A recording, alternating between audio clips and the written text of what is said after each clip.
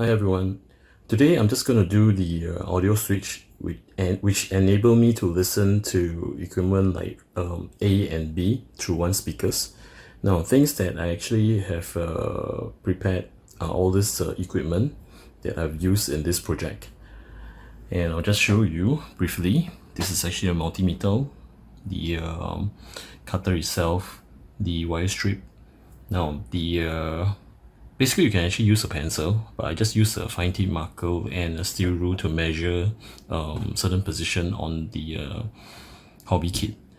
Alright, and I'll explain to you why I do that. Okay, now sets of sets of drill bits, and okay, this is very ancient because this is actually passed down from my great grandfather to my dad and now to me.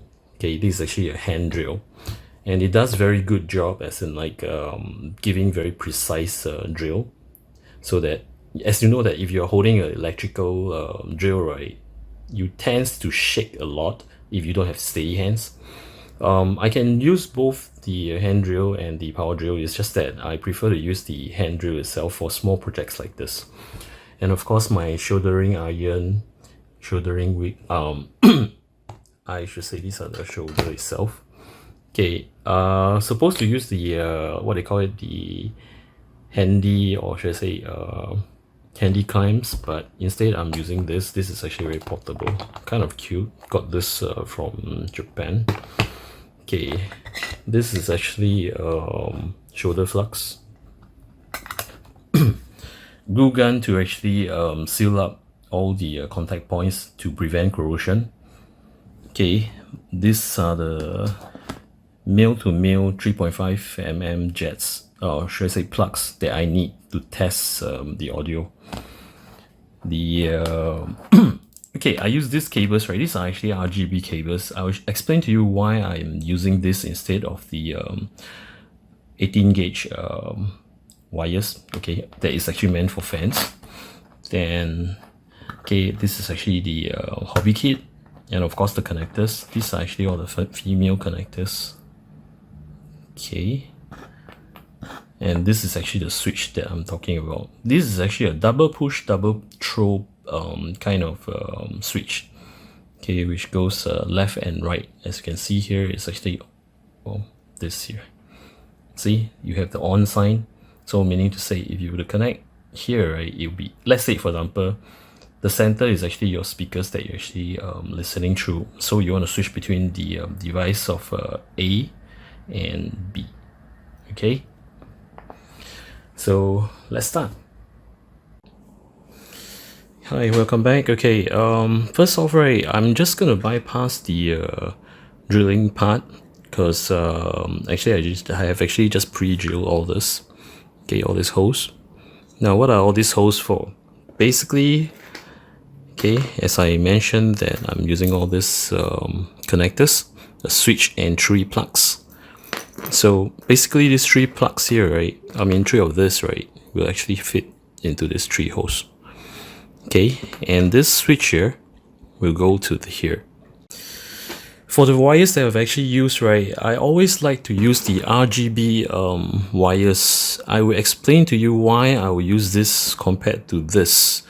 Fan wires are actually very thin, and these are actually ribbon wires, which I don't think you guys seen this before. This is actually meant for the older generation printers, those dot matrix printers. So this is very thin. Okay, now just to show you, these are some of the sample which I have actually stripped. Okay, as you can see, the ribbon cable itself, right, if you were to see this, I'm not too sure. Yep, it's very thin. Okay, now going against the okay, this is actually the fan, which is actually a gauge 22 or gauge 18 cables. They are about the same. Okay, now this is the RGB cable, which is meant for your RGB lightings, as compared to the other two, right? Okay, let me just align here properly. Okay, as you can see, I'm not too sure you can see from here. Let me just show you. Okay. See, it's thicker. This is so much thicker. So I'll be using this. Now, stripping of wires is pretty simple, straightforward. A lot been asking me, hey, what kind of tools I'm using. In fact, this is the tool that I always use. My trustworthy wire stripper, that it tells you all the gauge. You know, it's like 0.4 mm, 0.5 mm, things like that.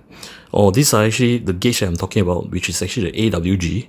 Sometimes cables itself, right, it does tell you that, oh, what kind of cable this is. Okay, you can't see this here, but I can see that it's actually gauge AWG 22. So I'll just point to this point and just, okay, sorry about that.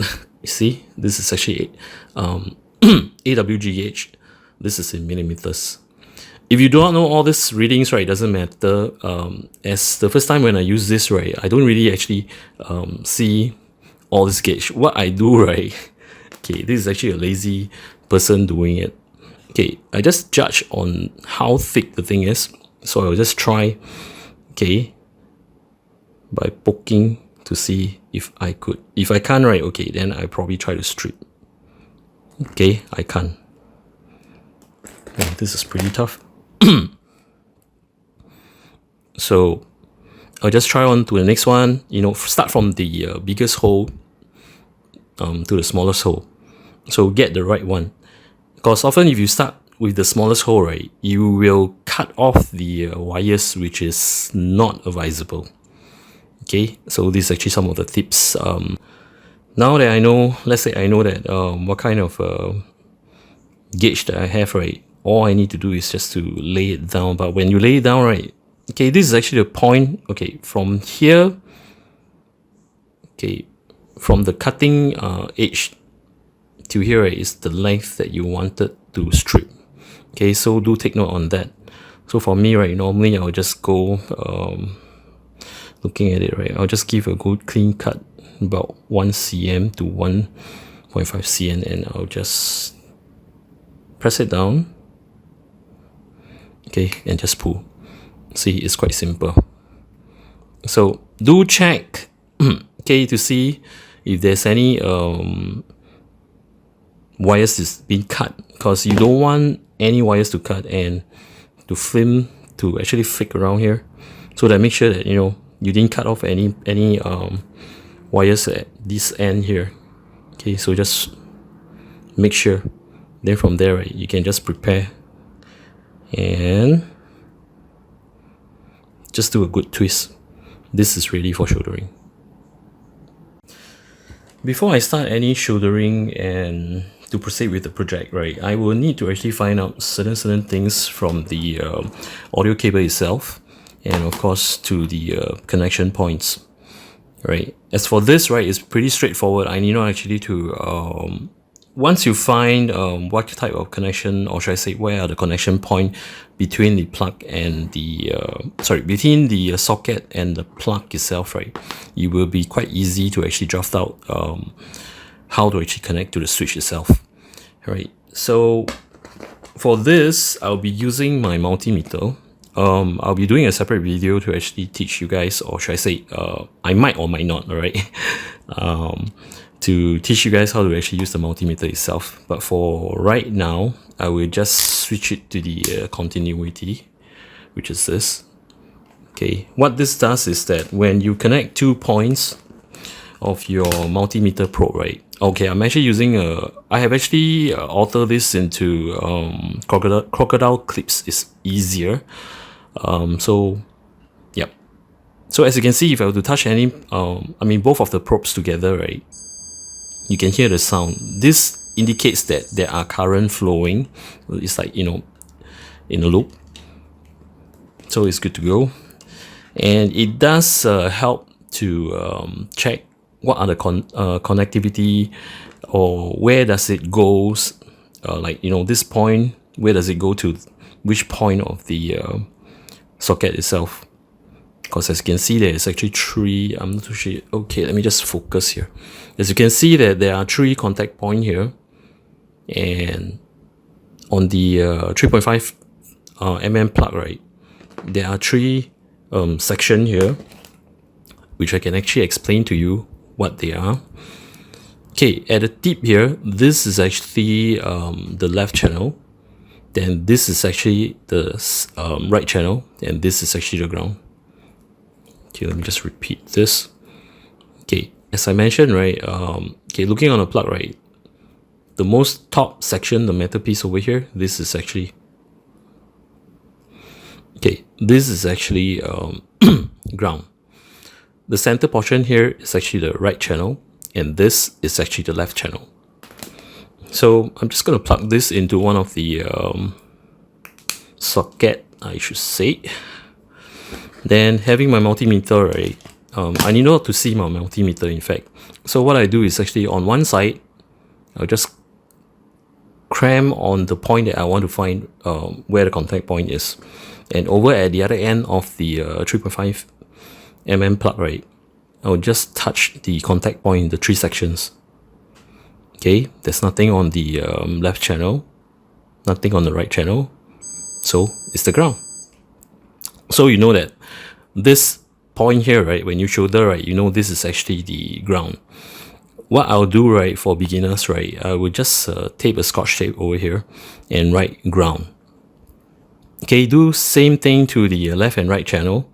I believe this is actually the right channel if I'm not wrong. Let's try. Okay, as this is left, nope. Yep, that's right. This is actually the right. Okay, not the ground. So it's definitely the right channel. And just for safety's sake, as we know, this is the ground, this is right, definitely this is left. Just for the sake of showing, see, it is the left, not the right, nor the ground. Okay, I can actually proceed to do my shouldering. Before you start shouldering, it's always good to prepare your shouldering iron first. And things that you need, right, of course your shouldering iron, the wet sponge, flux, and the shoulder itself. Okay, and I'm actually using 0.4 mm shoulders. Reason being, right, it's easier on very fine projects like this. And sometimes I have actually never used more than 0.6 to 0.8 millimeter of gauge here. So for fine projects like this, right, I'll just use 0.4. Okay, now before you start off anything, make sure that you brush off your shoulder tip with the wet sponge. Then next, dip it, okay, into the flux so that you can actually have a very nice surface. Then tint the shoulder on your shoulder point. Okay, let it dissolve for a while. Clean it again. Okay, and then that's it.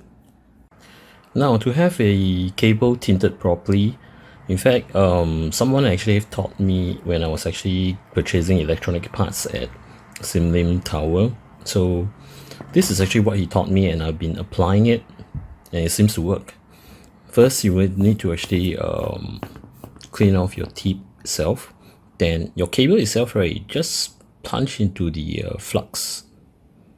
Okay, to coat it with flux. Then of course, place it somewhere stable. Then as for your shouldering bit, right, place it some flux. Okay, then using the shoulder itself, just to have some shoulder on the shouldering iron. Okay, place it right below the place. This is actually the area that you wanted to tint, so I place it below it. As you can see that, I'm not too sure if you can see it. Okay, it's done. So if I were to remove this to show you, okay, just gonna bring it forward and show you. This is tinted nicely.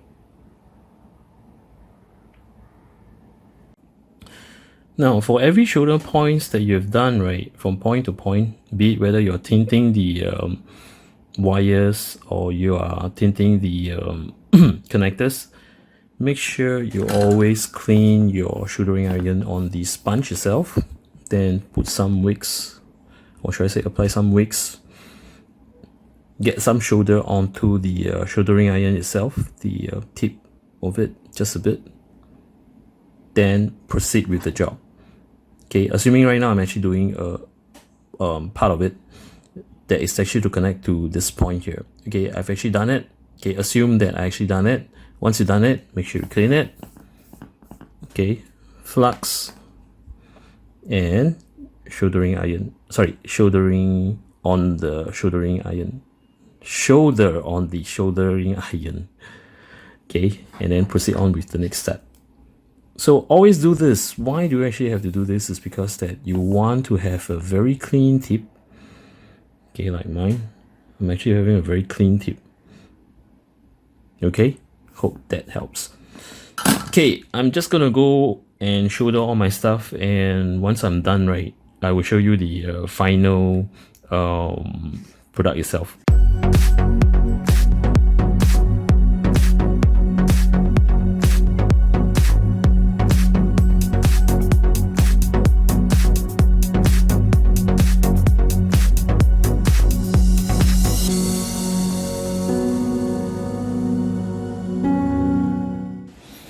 Okay, just to wrap it up, well, this is actually the final product. Okay, and I'm just gonna test it. This is actually my speakers, which I'm gonna plug to the center. This is to my TV, which is actually, if I switch here, right, it should be TV. Okay, just I'll plug it here. Then this will be my phone, which if I switch over here, it will be here. Okay, first off, I'm just gonna switch to my TV first, gonna turn on my speakers.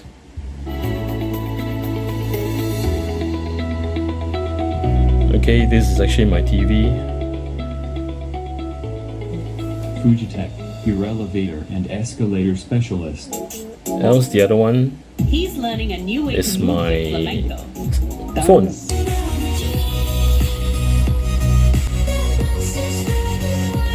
Euros across Singapore. TV My logo of the inverted crown. and my phone.